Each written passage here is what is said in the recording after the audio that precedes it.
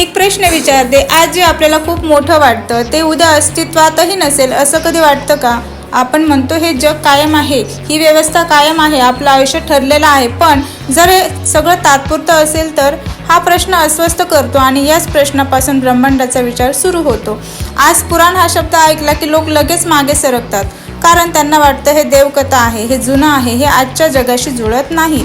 पण खरं तर हे वेगळंच आहे. पुराण म्हणजे कथा नाही, निरीक्षण आहे.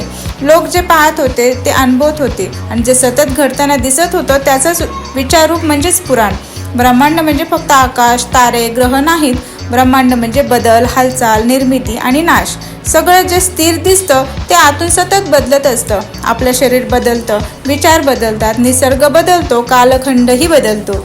हे सगळं एकत्र पाहणं म्हणजेच ब्रह्मांडाचा विचार. ब्रह्मांड पुराण तुम्हाला देवाजवळ नेत नाही, ते तुम्हाला विचारायला लावतो, आपण कुठून आलो, आपण इथे का आहोत, सगळं संपल्यानंतर काय उरतं. हे प्रश्न धार्मिक नाहीत, हे मानवी आहेत. म्हणूनच हा विचार आजही जिवंत आहे.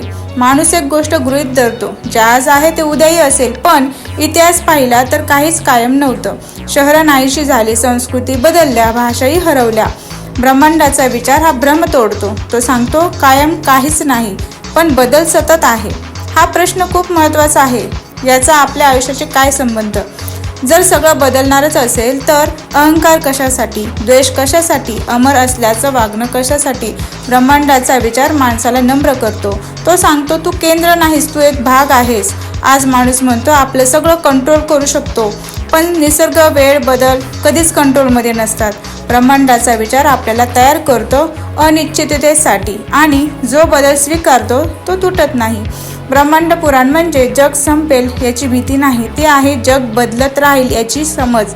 आणि जो बदल समजून घेतो तो आयुष्य अधिक अर्थपूर्ण जगतो. जग कायम नाही, पण समज वाढली तर जगणं सुंदर होतं.